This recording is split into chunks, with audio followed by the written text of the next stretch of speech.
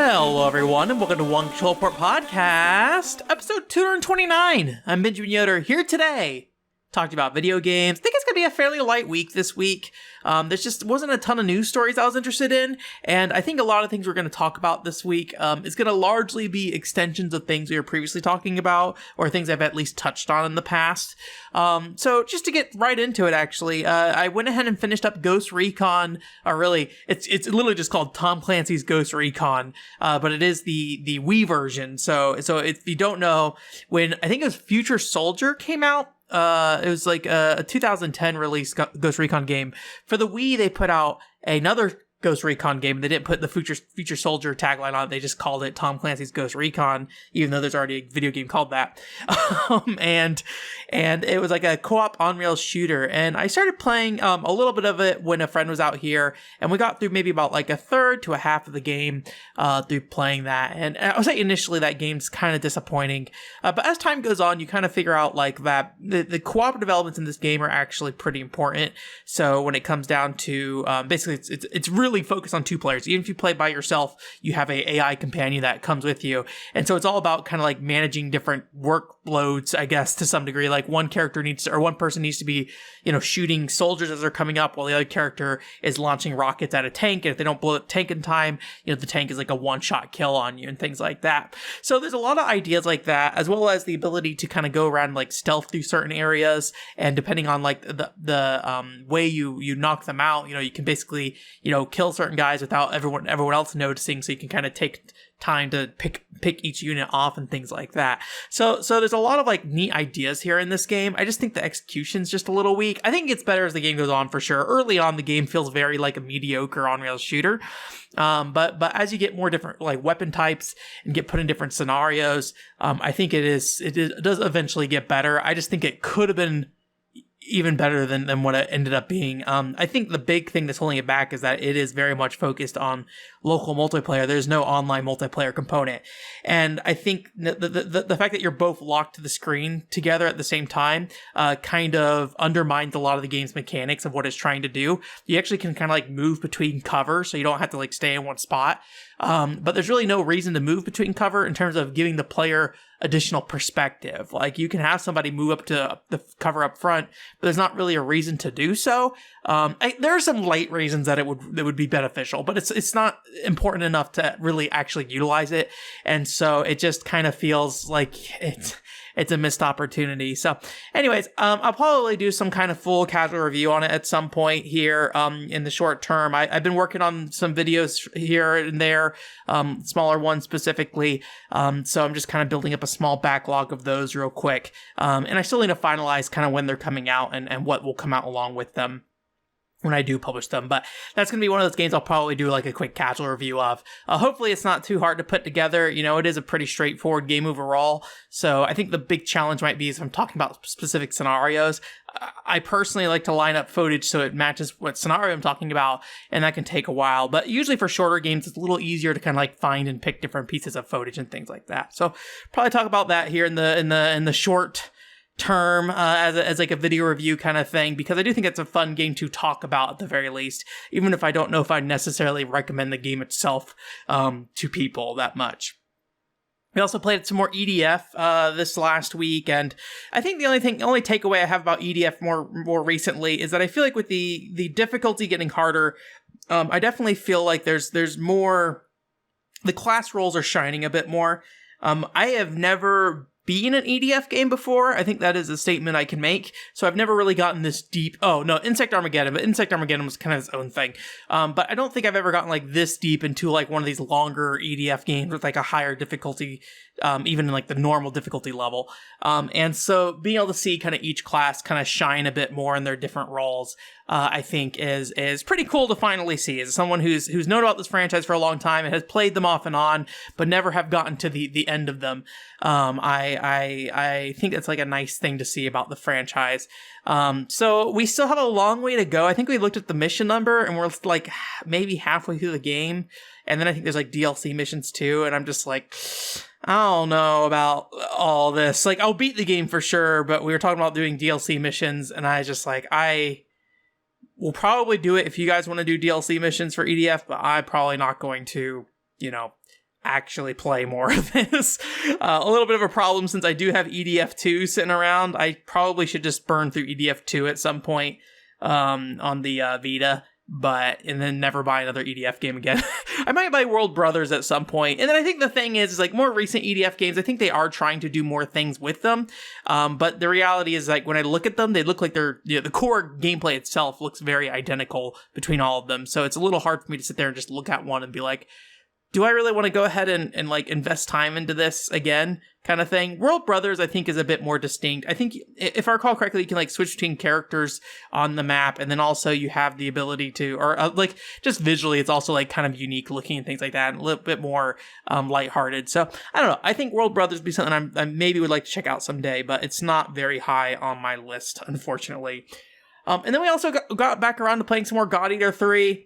No updates there, but we did indeed play more of it. That's about all I can say about it. I think we're like on chapter 64 out of like 70 of the main story. And then I think, and this is like God Eater 3 is like weirdly hard to get like good information about online. But basically it sounds like there might be like another 70 or not 70, 30 or so like DLC story missions they added after the fact. I also haven't really seen like a God Eater 3 wiki that is like talks about like, weapon drops and things like that. So it makes me wonder like how well did God Eater 3 actually do? Was it successful or, did anybody like I don't know. I don't really know. I might have to like, go look at the sales again. I feel like at some point I did look at the sales of it, but I don't remember what it was. So I don't know. But God Eater 3, I wish I enjoyed it more. I think it's a good game, but in the context of what God Eater 1 and God Eater 2 were, I think it is just not that interesting, unfortunately, just the fact that I've played those other two games. And I was hoping that this title would be more of a revamp. Especially, it's so strange because like Freedom Wars was a game that was, also worked on by Shift. To what degree is kind of another thing because 3 developers worked on that game. Three development teams, I should say, not 3 developers. And that game just has a lot of things that it does way better than God Eater. And so to see God Eater 3 not even like, take from that game pretty much in almost any way, it's a bit bizarre to see that. But maybe they're just so focused on building a game for PS4, they just had to like stick to the books on that. I don't know. God Eater 3 is a game that I really wish I liked more, but I still just kind of stand by. I think God Eater 1 and 2, and mostly just God Eater 1. I think if you're going to play a God Eater game, that first game is probably the best option for you, honestly. But yeah. So yeah, that's pretty much it in terms of games I played in my free time, unfortunately. So not a ton. I have been working on videos and stuff, working on scripts. That's been taking up most of my time. I also started editing that podcast that I talked about a while back ago. That's kind of focused around like games for girls kind of thing. So I'm putting that together, trying to figure out when these things are going to start coming out. I did say maybe the first week of November, but I might want to just make sure I have my plans in line before I actually commit to anything. So maybe we're looking at like the second week of November instead, but we'll see. I don't want to commit to anything yet. I think Kekkaishi Casual Review will be the first thing you see though, either way. So last week I did go ahead and get my RetroTINK 5X in. I was gonna say finally, but it came pretty quick. It was like less than a month, I think, from when I ordered it. But I wasn't sure when it was shipping for a while. I did have to go like dig into their website a bit and figure out like, okay, when do they say these will ship? And I think it's like within a month, basically, is what they say. Because I don't know if they have the inventory there when they're taking the orders, if they're manufacturing them based off the orders they receive for that or whatever. But I did get that, and before I was using the FrameMeister. Which I really like the FrameMeister overall. It's a device that I feel like, and if you don't know, these are upscalers. So if you pluck old video game consoles in there, and it basically makes it so they look better on a TV because you don't have, well, there's a couple things. Not only does it look better on a TV, but also like some of your TVs and stuff won't actually accept like old video game like video signals because of the resolution and everything. So it basically is just a way you can get, old consoles hooked up to new TVs and then also have them look pretty nice depending on what kind of connections you're using for it. But the FrameMeister always felt like maybe just a little too much for me. There's a lot of settings in that thing, and I was never able to get like the like saved settings to work properly in a way that seemed like it was, auto adjusting every time I selected each of those different like preset profiles. So what I ended up kind of doing was just kind of settling on like a generic, like this looks good for most things kind of thing. And then I basically would make some changes based off if like the video or if the game was interlaced or if it's progressive, things like that. So the RetroTINK feels very much plug and play of just like, you just kind of plug it in, and there are some settings you can change in terms of the resolution that it outputs, and also like what the input source is, but all of it is very streamlined and very much designed to kind of just like fit into a kind of I don't want to say all sizes, like a fits all sizes kind of thing, but like there's like a PS1 setting, an N64 setting, things like that. But like, there's no way for me to be like, this is the PCFX setting, right?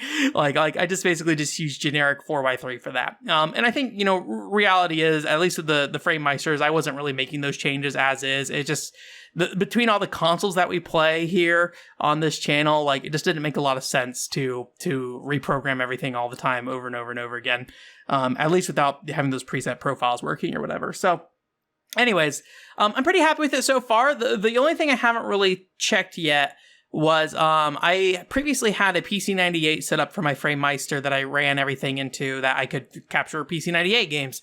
There's also like some particular settings that I had to use for PC98 games too to make them look right. Otherwise, they were either too stretched or too, squashed in. So I have not tried that out yet. I need to see what that looks like when I plug that in. What kind of flexibility do I have in terms of like setting different parameters? I don't know if there's like a advanced menu in the RetroTINK. So there's like, if I can make those kind of smaller adjustments. So yeah, I'm not sure about that. I will say that when I was trying to mess around with my Dreamcast on stream actually last week, I did notice when I had my VGA box set to like the RGB mode with interlaced, I did get some weird interlaced artifacts in a way that I really didn't expect.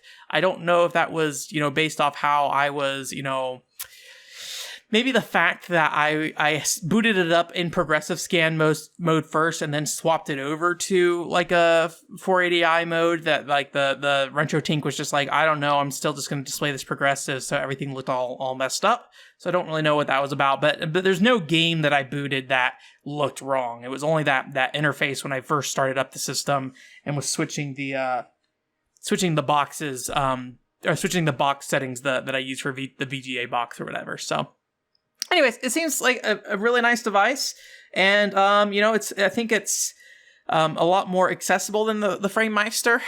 So once I make sure everything works good with the PC98 and my RetroTINK, I might officially decommission my FrameMeister, and what I do with it from there, I'm not quite sure yet. I don't really know how the resale value is for it, and I might want to try to research to make sure there's not like any reason why I would want to keep the FrameMeister at this point. The PC98 thing would be a big reason why, if I can't get PC98 stuff working through my RetroTINK. But yeah, so I'm just need to mess around with that a bit more. We'll see how it goes. See what happens, and then in the future when I get a new PC, then we can use the 1440p or whatever it is, and then we can upscale that to 4K, or rather at least like capture it at 4K, or take it in at 4K and then capture it at 1080p probably is what we'll end up doing, and then see if that is make some changes to the video quality a little bit. I did go ahead, and one change I did make was I did start recording all games in 1080p. I previously used to swap between 720 and 1080 because it helped save on space. But I noticed when I uploaded some videos at 720p, YouTube would not like that, and it would add like additional compression on top of it. So like if you go look at my like Zenki video where I recorded that in like 720p, it looks kind of bad, even though the game is like a 240p game, right? So I think I might just stick at 1080p at this point and just leave it at that. Obviously that means more space for me, but you know, I'll figure out the space stuff. Like, I have things I can delete if I really need to. I don't need the ridiculous amount of Happy Dance collection footage that I have out there on my drive that I keep. So yeah. One thing I didn't mention yet, I think, is that I actually got, and I was going to hold it up on screen for the YouTube version, but I don't know where it is actually at the second, is I got a PCFX controller with a USB connector on it. So it is the actual PCFX controller that was modified to have a USB connection on there. So if you go to like I think it's RAFnet, they sell a like board that you can basically use to convert a PCFX controller into a USB. And thankfully, somebody I know, I don't know if I should say anybody's names in regards to this, so I will just say somebody I know, and if you're listening to this, thank you for your help and support. They helped me getting in contact with somebody to get that thing soldered, because I'm not gonna be able to do it, or at least I could do it. I just got to learn how to make it, like how to actually do it first. I would not be able to do it just off the top of my head. But basically, they helped me get in contact with somebody who would actually do the installation and make it, swap out the cable and all that stuff. So now I have that. So that will be kind of interesting to mess with, because at some point here, I need to get the PCFX emulator up and running. I would like to do like a little bit of like nothing in depth, but like some kind of video that talks a little bit about PCFX emulation and setting that up, and it would be a nice thing to use for that. I still have problems with Chojin Heki Zoroigar in terms of the some of the modes not playing nice, so I might use that as kind of like the main game I kind of sit down and spend time with on an emulator. And it's a short game too, so like it's not that big of a deal for me to replay it that way. But the big thing is like the Sakuragi Gar mode or whatever it's called, that I just, no matter what I burn, it seems to lock up at the exact same spot every time. And I don't know if it's a disk issue, an issue with that image, or what. So I'm going to try playing it on an emulator and just see what happens there. And hopefully we can, get further in and basically finish up the extra content in that game, because that's something I do want to spend a little time with in that game, is just seeing kind of the scope of the content as a whole, because I don't know. I haven't looked at a lot of Zoroigar videos out there, so maybe someone has done like a full in-depth like dive into it, but I feel like the extra modes is something I haven't really heard a lot about when it comes to Zoroigar. Not that people don't know about it, but I think if you're somebody just looking into the game and you're just going to boot it up and play through it once, knowing what else is there once you actually power the game off kind of thing is, I think, something that I think it would be valuable to talk a little bit about. And maybe worth putting together in like an English guide kind of thing. The English guides for the games that have fan translations is kind of a thing, like there's not a lot to say in them a lot of times, because obviously there's a fan translated version, so it's all there for you. So the easy answer is just yes, you should play this using the English image. But there's like other things that can kind of convey in those videos in addition to make sure people know about them. The Kishin Zenki video is one that I think is very much in that vein, of just like, hey, there's not most people who are going to play this, already kind of know that it's very accessible because it's like a beat 'em up, but let's talk about some things that I want to make sure that you don't miss, because it's something that I've seen people like miss certain aspects of Kishin Zenki that I think are pretty important for that game to be fun to play. In my opinion, at least. Maybe other people just went through and just like punched everything and lived their life, and life moves on. And they're just like, yeah, Zenki was pretty cool. I punched things. And like, well, there's like this like special move system and things like that. Did you do that at all? I'm like, I don't know why I'm making noises. So yeah. One thing I also did is when I went out with a friend recently, I went to a couple game shops. That's when I bought that stuff I talked about a couple weeks ago, the Totally Spies and things like that. One problem I have when I go shopping with people is it's kind of hard for me to pay attention to what's actually on the shelf. So there are things that definitely catch my eye, but I kind of feel like when I look through a shelf, I don't necessarily see everything that I want to usually look at. So I looked through like the PlayStation import section and things like that, but just like certain things passed me by, or maybe it just wasn't there. But I went back to the store just because like I prefer to go game shopping on my own when possible, because it just lets me sit down and like actually look at stuff. So one thing I did buy as I lean over here to grab it, is I did get a copy of Xenosaga Freaks, which if you don't know what this is a kind of like a fan disc more than anything. You know, if you ever see like the Tales of Fandom volume discs on PlayStation, I think it's pretty similar to that. There's like some mini games in here, you know, some adventure kind of things, like, you know, story segments with character art and stuff like that, talking heads, all that good stuff. So, you know, this is something that I think many people have talked about at this point. The Xeno franchise, I think, has Xeno's always been kind of somewhat big, I think, or at least it's had its following, right? So this is something that is entirely in Japanese and is very text heavy. So, you know, the mileage you get out of it will vary greatly depending on your patience and all that fun stuff. But it's something that I've been meaning to pick up for a while. If you don't see the price tag here, oh, actually you can't because my green screen is blanking out because this is price tag sticker is green. I got it like for $15. So, you know, I'm a Monolith Soft fan, so I think it makes sense for me to pick it up and take a look at it at the very least. Maybe not the biggest Xeno fan. I was talking about this actually on Twitter a little bit. I'm just like, I like the Xeno franchise, don't get me wrong, and I think the Xenoblade games are great, and they're some of my favorite games that have come out in recent years, but like, I don't care for a lot of the themes that the Xeno series brings into like Monolith Soft games. Like, I don't think, for me, what's important to me about Monolith Soft games is the fact that Monolith Soft makes them and kind of their design philosophies. When it comes to story stuff with Xeno, I don't care. Like, I don't mean that in a bad way. That's not that I'm saying like, oh, it's all bad or something. But it's just not really something for me personally. And that's okay. Sometimes it's okay for things not to be for you personally. The other thing I got when I was there, I'm a little ashamed of a little bit, but mainly because I did spend like $40 on it, which is very steep for me as somebody who buys something I don't know anything about. I'm also not a big limited collector's edition kind of person. I don't like buying big box things. But this game really caught my eye for some reason. And the name I have here is Kase Monogatari. I don't know if that's actually true, but it's a bunch of kanji on the front.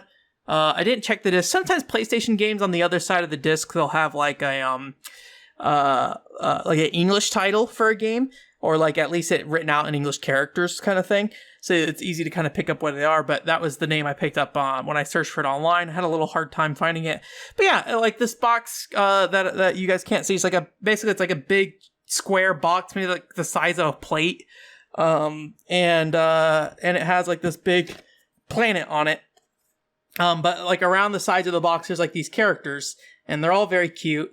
And when I open up the box, there's like a bunch of like paper stuff inside that's, I guess, for making a diorama and all that stuff. And then also, I was looking at like the manual and stuff, and I really like the character graphics and things like that. And, I think it's an RPG. I don't really know.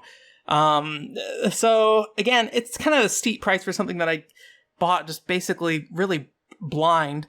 But the game kind of really caught my eye, and when I was looking at the game or the screenshots and the manual and stuff, I was like, I don't really know what this is, but I like what I'm looking at, generally. So I do want to sit down and check it out, and maybe it's something I bring on stream at some point. I do need to do like a test stream sometime here in the near future, so maybe that will be what I do. Basically, I just need to try some different settings for streaming and recording footage at the same time and see how that works out. That may be something I do once I get back from Florida, because I would like to record sort of a Tyria as we play through it. But there's also in that box these little figures, so the green screen's obviously going to blank out some of these on the actual video, but they're like these really chibi looking figures, you know, very, very kind of 90s anime looking figures. So this is all going to be very blurry. I don't really not really trying to give you a good look or anything, but they're all very chibi anime characters. They remind me a little bit of the, what's that series called? The Metal Max series, like some of the earlier PS2 ones, or Metal Saga on PS2, like how those characters look. It reminds me a little bit of that. So, very, very cute looking game, and it's a PlayStation 1 title. So, yeah, I think I'll sit down and look at that a little bit. One thing that is going to probably come up, and it's something I didn't want to talk about too much because I wasn't quite sure if I was going to move forward on making a video about this or not, because it's one of the things that I started writing about, but I really was struggling with writing in general. I thought it was maybe because of the actual topic, but I just kind of figured out after I tried working on other things that it was just me having like a little bit of writer's block in general. Is I want to make a video about how I buy games, I guess. I've been watching a lot of, and this to some degree has came out of me wanting to make a video about this. So it's not me just like necessarily making a video because I've been watching all these things, but I've been watching a lot of like Pat and the NES Punk and a lot of other people talk about collecting games and stuff like that, and I've just like over time have observed some friends who are also collecting games and kind of the way they talk about game collecting and things like that. And I think one thing I don't want to sound like I'm like too much on my own branch here or anything like that. I think there's maybe a difference between like game collecting and game buying for what I'm doing kind of thing. And I just want to talk a little bit about like why I buy certain games and like some of the particular mindsets I go into when I go to like a store and buy games. I think it's very obvious that I own too many video games, probably for the most part. That much is probably pretty plain. But at the same time, like when I really ask about like, well, how unhealthy is it to own all these games? And that I think I question a bit more of like, I don't know. I know some people like say the way I purchase games is like a very unhealthy hoarder kind of mentality, and it's also not good investments or whatever.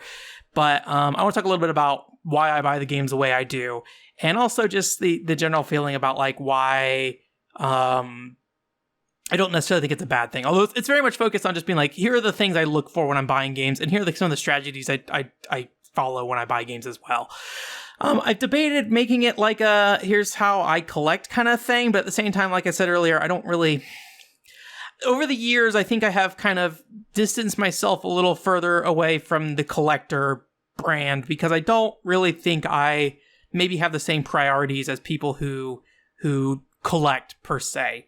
I think my bigger thing, and I saw somebody recently say this, I forget where I saw this, but that people say that like maybe the better phrase to use is that you are making a library of games to choose from kind of thing. So when you are in need of something at a particular time, you can choose between these different things and not have to worry about, can I find a copy, what the cost is, things like that. It's there and ready for you when you're ready to move forward on it, with the full understanding that you may never actually play all these. I wonder if it was up. So I was watching a YouTube channel called like RetroBird, which is a really very like straightforward content in terms of like collecting talking. I don't think a lot of like the things he's saying is particularly interesting per se, but the way he presents his content is very very goofy, but it's goofy in a way that doesn't get in the way of what the point he's trying to make, right? And I find that very impressive, and it's like a big part of the reason why I'm watching his videos. If you don't know, a lot of times when I watch these YouTube videos, sometimes it's because I'm impressed by a certain element of them, so I'll watch them even if I don't like necessarily care that much about what the person's saying in it. Like, it's part of why I was like watching VTubers a lot for a while. There are things about VTubers and how they stream and how they present content, things like that I find interesting, and I'm probably just like learning from them in some ways. It's why my backgrounds and stuff for streams are not like, the gamer backgrounds. Cause like, you can do like these kind of more cutesy pastel backgrounds. Not that I do a lot with it. It's been, if you watch the video version, I have this like purple background I use behind me for everything right now. But it's like this weird kind of like laced purple background and everything. I don't know, but I like how it looks. And I also have like this like pastel set of like backgrounds that I use that are like royalty-free backgrounds for certain thumbnails if I need like a background and things like that. So I think like VTubers in general just kind of made me feel better about moving that. So anyways, I've been watching his stuff and it's just kind of interesting to watch kind of how his videos are done. I think to some degree that collecting video might take a little bit from his presentation in terms of maybe more his like discussion videos where he spends a lot of time just like him talking into the microphone for the video itself, which it's he does that because it's like these easy, quick videos that he's making, or not easy, but easier to make than the other videos he makes. And so I don't want to make an entire video be my face like these podcasts.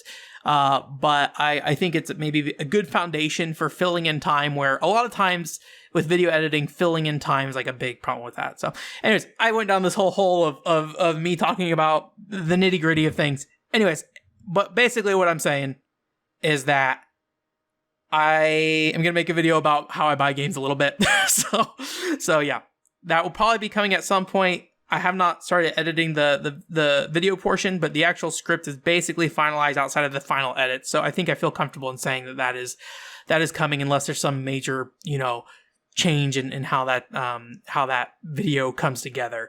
But I'm hoping using like just my recorded video of me talking will be like a good foundation for me to more easily put the video together, rather than having to, try to edit video for every single part of that script kind of thing.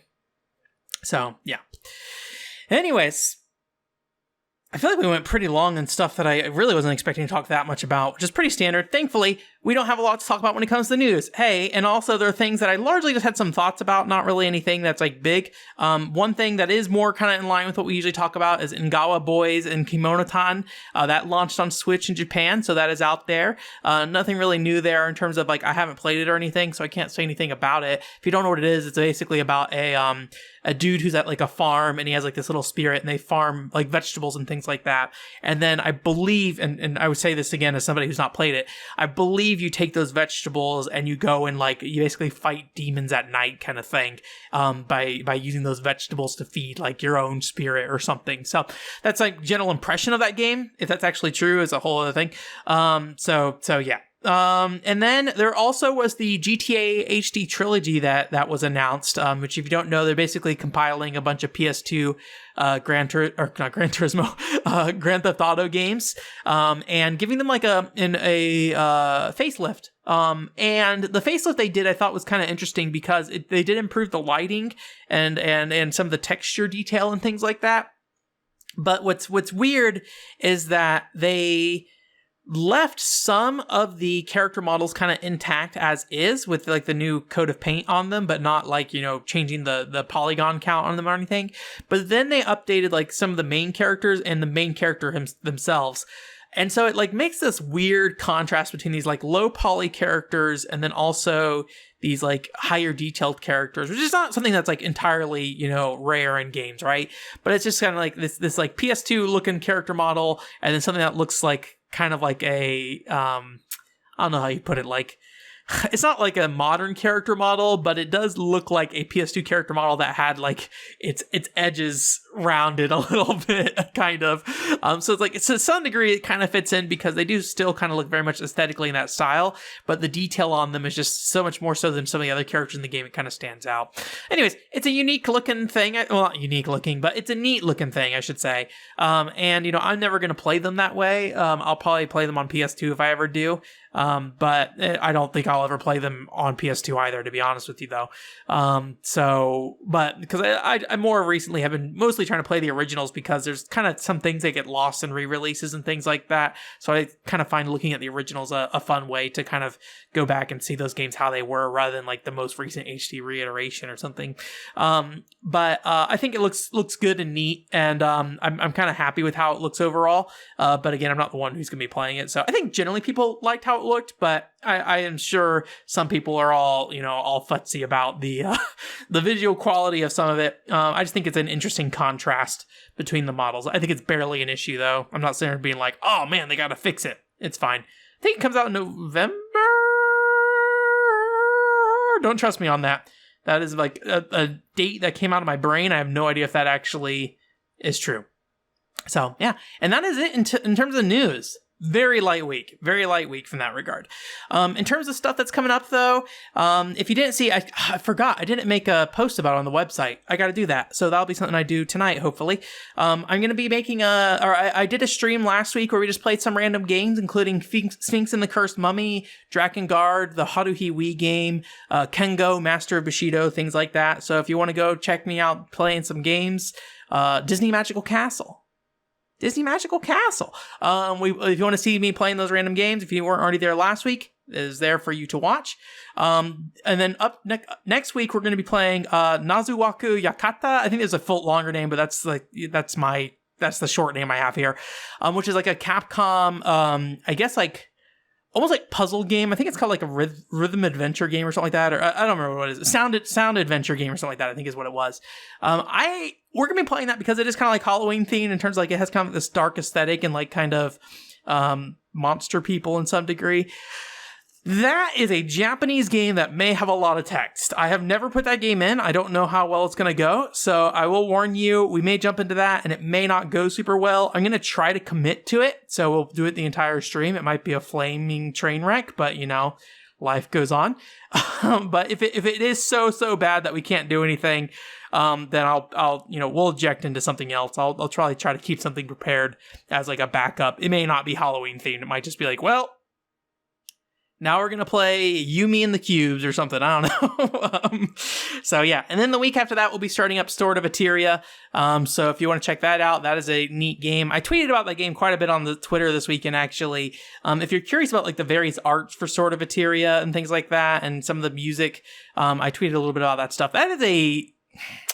I kind of forgot just like how appealing that game is to me. I was like going through the old website on the Wayback Machine. I was like, oh man, I kind of just love how this game looks. And there's also like some fun like crossover art they did with like a variety of artists at Konami. So like the person who did the Elabits art and the Made in Abyss art made like some art for the game as well that they were putting on the website during the countdown to the release date. And they also have, if you ever saw like those Order of Ecclesia comics that they put out alongside that Castlevania Order of Ecclesia release, the artist for those also did some art for the sort of Eteria's like tutorial page on there, just like goofy looking characters kind of thing. Unfortunately, some of that stuff's been lost as far as I can tell. I tried looking at various versions of the page on the Wayback Machine, and unfortunately all of them had those particular items blanked out essentially.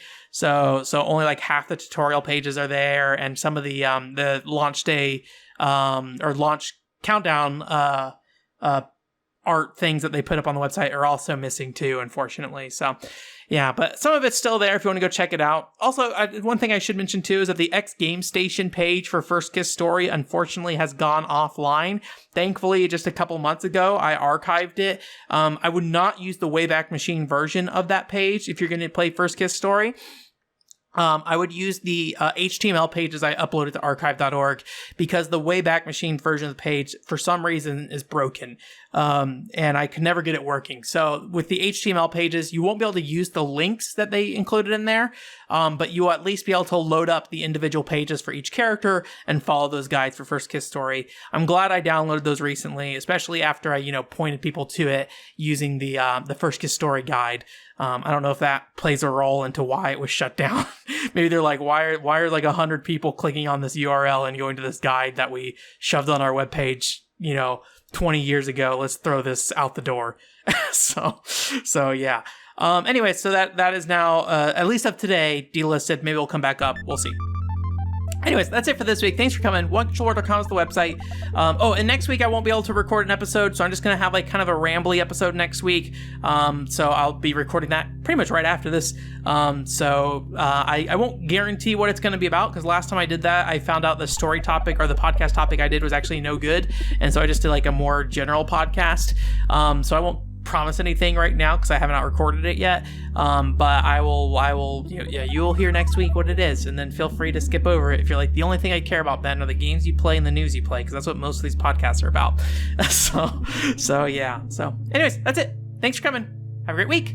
Bye.